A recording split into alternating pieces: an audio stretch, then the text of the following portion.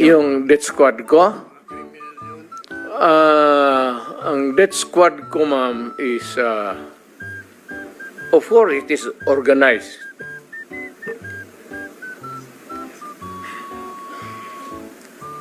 Hanggang dyan lang.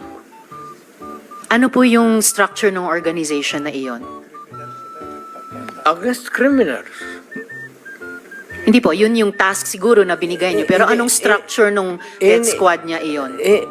Structure against crime and criminals. Ibig sabihin, ano po yung setup? At sino yung 7 yon na miyembro ng death squad Fight niyo? crime. No sir, yung pangalan nung sabi niyo, 7 tao na nasa death squad niyo.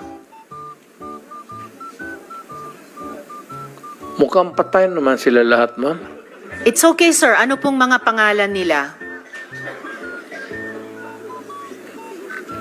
You know, when I was mayor, it's about 43.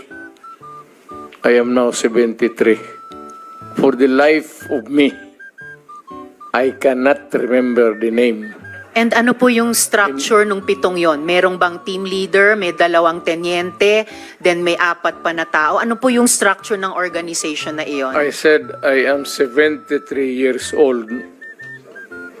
Hindi ko nga alam kung bakit nandito ako kaharap mo.